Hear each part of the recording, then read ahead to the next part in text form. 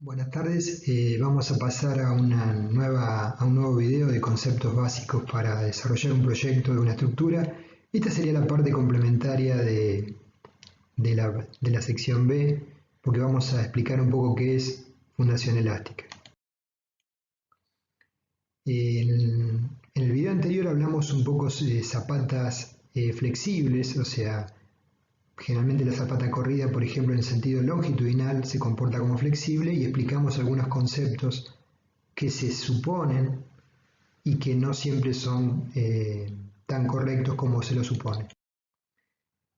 Las zapatas corridas para muros, ¿sí? El reglamento nos indica en principio cuáles son las secciones críticas. En el caso de tabiques de hormigón, la sección crítica para el cálculo de momentos flectores está definida en correspondencia con la cara del muro a la izquierda, y a la derecha, cuando es un muro de mampostería, está definido con A sobre 4, donde A es el ancho del muro, por ser menos rígido.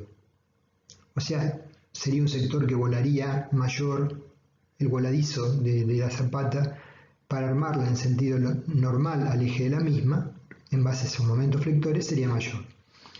Estos son gráficos extraídos del reglamento CIRSOC 201-2005.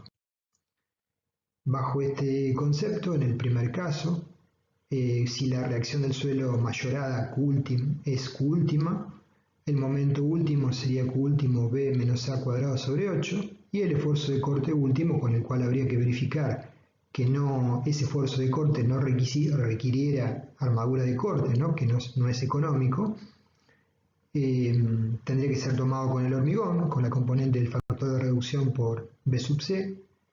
B último es Q último por la expresión entre corchetes. Ahora, básicamente vamos a hablar unos minutos nada más de cómo trabaja la zapata en sentido longitudinal. Ya dijimos que va a trabajar como un medio sobre fundación elástica. O sea, no se comporta como un elemento rígido. ¿Cómo podemos hacer un modelo sencillo? Supongamos que en lugar de tener una sobrecarga de un muro, tenga dos columnas que apeen sobre la zapata, que le transmitan cargas N1 y un momento M1, N2 y un momento M2. La zapata puede ser modelada por su eje con cualquiera de los software disponibles, y uno, bajo cada carga aplicada, tiene que colocar un nudo, y luego subdivide las distancias entre las columnas N1 y N2 en N nudos en función de la conveniencia, y a su vez hacia las zonas externas también. O sea, de tal forma, y en cada nudo luego coloco un resorte, ¿sí? Los nudos están separados a una distancia S, que no necesariamente tiene que ser la misma. El coeficiente K sub B, ¿sí? Ya veremos de dónde surge, es el coeficiente K03 del ensayo de placa por un factor que tiene que ver con las dimensiones. Y la rigidez del resorte KR es igual a K sub B por el ancho de la zapata B por la separación entre resortes S.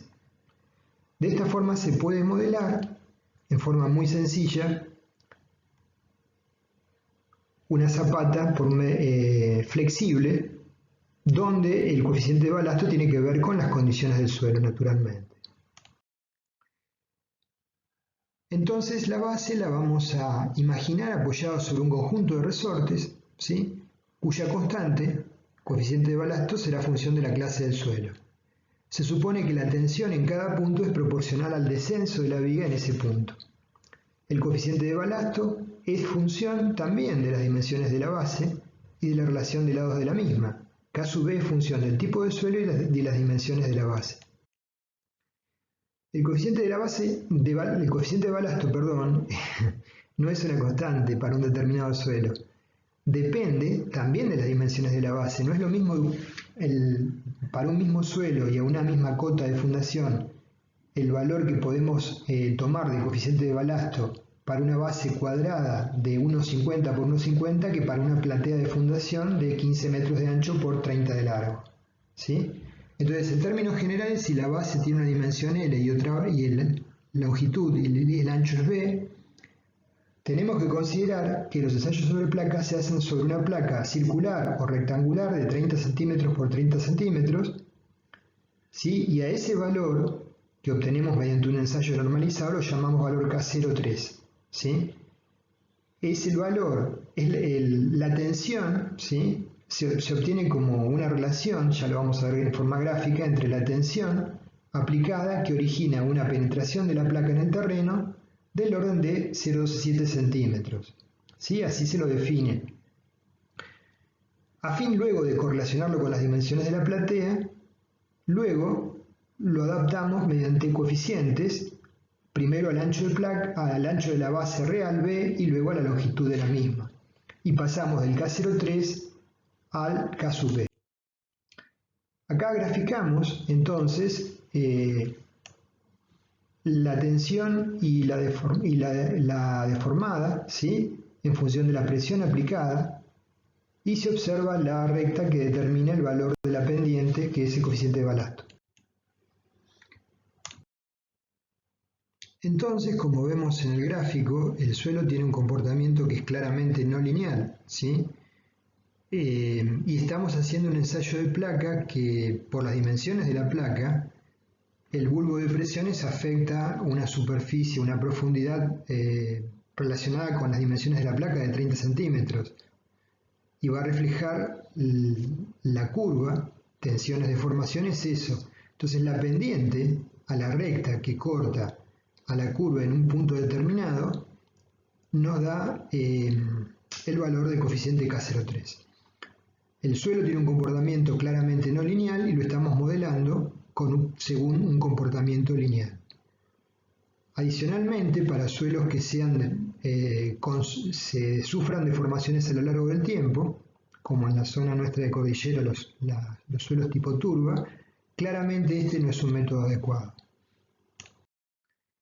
De la bibliografía podemos obtener, sin hacer ensayo de placa, valores de K03 para diferentes tipos de materiales, arena, de suelos seco, húmedo, arena saturada o arcilla, en las unidades correspondientes. Son valores de referencia nada más para cotejar con lo que nos dé el estudio de suelos. Entonces acá lo que estamos graficando es la placa B1 de ensayo de 30 centímetros y el volumen del bulbo de presiones que compromete el suelo. Y la base real nuestra B y el volumen que está comprometido por el mismo nivel de tensiones en el suelo, es mucho mayor. Entonces hay que adaptar el valor de K03 a las dimensiones de nuestra fundación, que es mucho mayor a las dimensiones de la placa. Para eso hay expresiones en suelos arenosos para pasar de la placa de 30 por 30 a una placa rectangular de ancho B, cuadrada del lado B. Tenemos K03 se multiplica por B más 0,3 sobre 2B al cuadrado, ¿sí? Con unidades B en metros, K en kilonewton metro cúbico, ¿sí? En suelos cohesivos, a su vez, la expresión de aproximación de pasar del lado de 30 centímetros al lado B es K03 por 0,3 sobre B. A su vez, hay que hacer otro coeficiente de correlación que tiene que ver con la longitud de la placa, ¿sí? Una observación, una crítica que se puede hacer es que el método presupone que aplicada la carga en un resorte, el mismo actúa sin afectar a los aledaños, y eso no es real en el suelo, ¿sí? Hay una interacción entre cada elemento contiguo del suelo. Por ende, este método, si bien es muy práctico y muy utilizado, es solo una aproximación de la realidad. O sea, lo real es que si aplicamos una presión P, toda una zona se vea como el dibujo superior afectada de suelo, y lo que estamos conceptualizando, modelando con el coeficiente de balasto con el resorte es que la presión P se aplica sobre esa zona y solo esa zona del suelo es afectada. Esto tampoco es estrictamente real. Entonces, repetimos, una de las principales objeciones del modelo de Winkler que hemos planteado es que en realidad los resortes no actúan en forma independiente y que el comportamiento de asentamientos-cargas no es lineal. Todo esto lleva a que los valores que obtengamos como solución del problema tengamos que ser cautos en cuanto a las solicitaciones y esfuerzos y tensiones también, porque va a depender mucho del valor de coeficiente de balasto que estemos incorporando al modelo. Si ante la situación de cargas no va a ocurrir una zapata corrida, pero supongamos que estamos en una base combinada y N1 y M1 son relativamente menores, ¿sí? Y N2 tiene una magnitud intermedia y M2 es muy importante, puede ser que haya una tendencia a que se despegue el extremo izquierdo, en cuyo caso los resortes pasarían a estar traccionados. Todos los resortes que estén traccionados en el modelo tienen que ser eliminados, ¿sí? Y volver a hacer una corrida del programa hasta que todos los resortes estén solo comprimidos, porque no puede haber tracción entre el contacto de la base y el suelo. Acá hay una salida de un software cualquiera, comercial, donde una base combinada se le aplican dos cargas, las carguitas en rojo chiquitas sería el peso propio, la deformada en amarilla de la base y los resortitos en amarillo. Se ve que hay una curvatura positiva bajo las cargas y una curvatura negativa entre las cargas, o sea, momentos flectores que originan tracción en la cara superior entre cargas y momentos flectores que originan tracción en la cara inferior bajo las cargas. Los vectores en amarillo serían las reacciones de los resortes que dividido por el área de superficie de cada uno nos daría una idea nada más del valor de la tensión en el suelo.